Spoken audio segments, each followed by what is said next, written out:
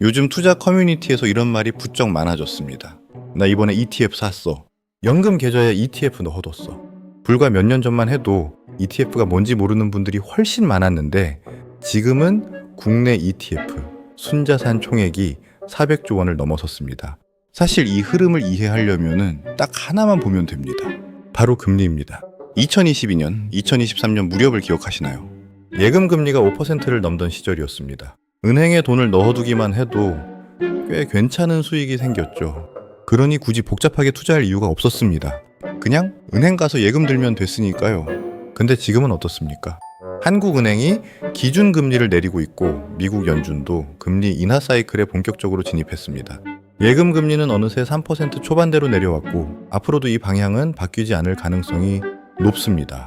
그런데 여기서 한 가지 불편한 계산을 해봐야 합니다. 지금 물가 상승률이 대략 2%대라고 한다면 예금 금리 3%에서 세금 빼고 나면 실질적으로 내 돈이 얼마나 불어나고 있는 걸까요?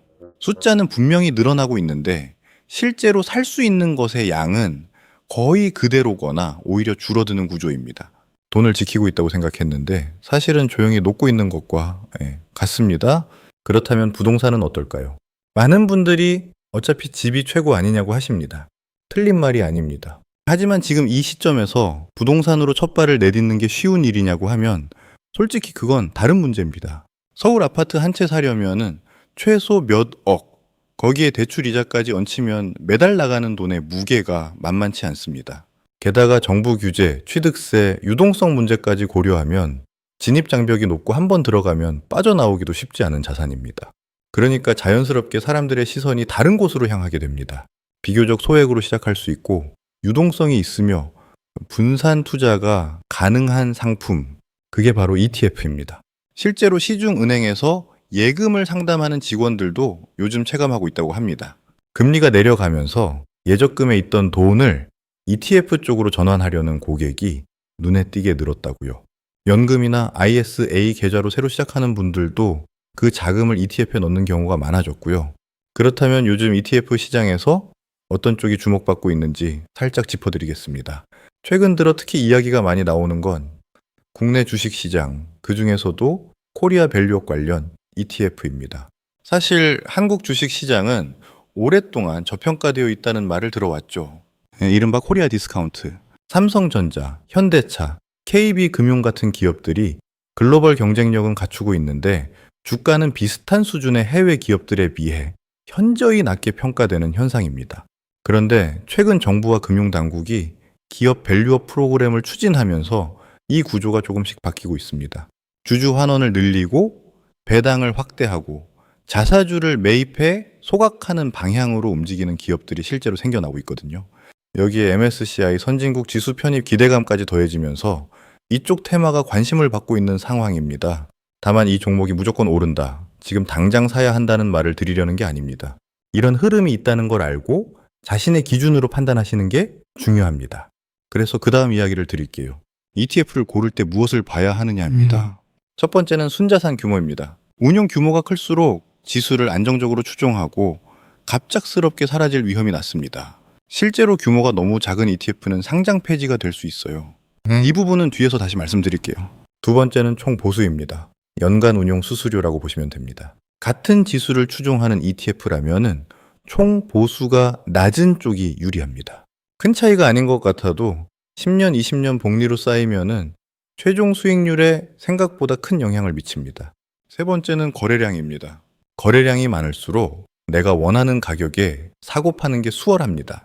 반대로 거래량이 너무 적으면은 매수가와 매도가 사이의 차이가 커져서 의도치 않은 손해가 생길 수 있습니다. 네 번째는 괴리율입니다. ETF의 실제 거래 가격이 그 ETF가 담고 있는 자산의 순가치와 얼마나 차이 나는지를 보는 지표입니다. 이 숫자가 낮을수록 지수를 정직하게 따라가고 있다는 의미입니다. 이 네 가지는 ETF 체크나 네이버 증권 같은 곳에서 무료로 확인할 수 있습니다. 이제 마지막으로 실제로 ETF에 투자할 때 꼭 알아두셔야 할 부분을 말씀드리겠습니다. ETF는 주식처럼 사고 팔 수 있지만 단기 매매 상품이 아닙니다. 이 점을 가장 먼저 이해하셔야 해요. 오늘 샀다가 다음 주에 조금 올랐다고 팔고 조금 빠졌다고 또 팔고 하는 방식으로는 수익을 내기 어렵습니다. 수수료와 세금만 나가고 정작 시장이 오르는 구간을 통째로 놓치게 됩니다. ETF는 기본적으로 시간을 무기로 삼는 상품입니다. 그리고 한 가지 꿀팁을 드리자면은 많은 분들이 ETF를 살 때 타이밍을 잡으려고 합니다. 지금이 저점인가? 아직 더 빠질까? 이걸 계속 고민하다가 결국 못 사는 경우가 많아요. 이 고민 자체를 없애는 방법이 있습니다. 마치 예적금처럼 매달 정해진 날짜에 정해진 금액을 그냥 기계적으로 사는 겁니다. 주가가 올랐든 내렸든 신경 쓰지 않고요. 이렇게 하면 가격이 낮을 때 자연스럽게 더 많은 수량이 쌓이고 가격이 높을 때는 이미 쌓아둔 수량이 수익을 내주는 구조가 만들어집니다. 투자 결정에서 감정을 빼는 가장 현실적인 방법입니다. 그리고 계좌도 중요합니다. 같은 ETF를 사더라도 일반 계좌가 아닌 ISR 계좌나 연금 저축 계좌를 활용하면은 세금 면에서 유리합니다. ISR는 일정 금액까지 비과세 혜택이 있고 연금 저축은 납입액의 일부를 세액 공제로 돌려받을 수 있어요. 투자를 시작하기 전에 이 계좌부터 확인하시는 걸 권해드립니다. 마지막으로 한 가지만 더 짚고 마치겠습니다.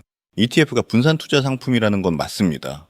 하지만 분산 투자가 곧 원금 보장을 의미하지는 않아요. 시장 전체가 흔들리면 ETF도 흔들립니다. 그리고 앞서 말씀드렸듯이 운용 규모가 너무 작은 ETF는 상장 폐지 위험도 존재합니다.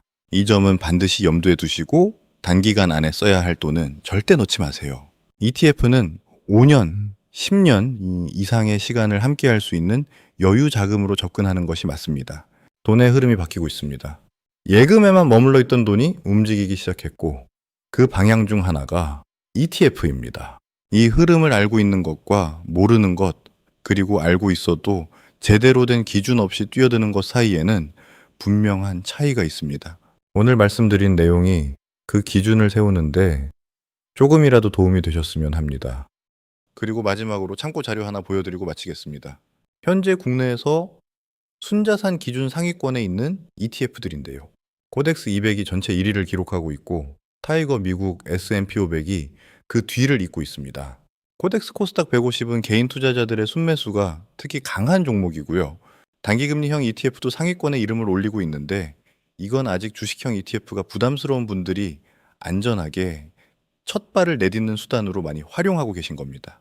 어떤 종목이 정답이냐가 아니라 이런 흐름을 참고해서 본인의 성향과 목적에 맞는 상품을 고르시는데 활용해 보시길 바랍니다. 오늘 영상은 여기까지입니다. 다음에도 유익한 내용으로 찾아뵙겠습니다. 감사합니다.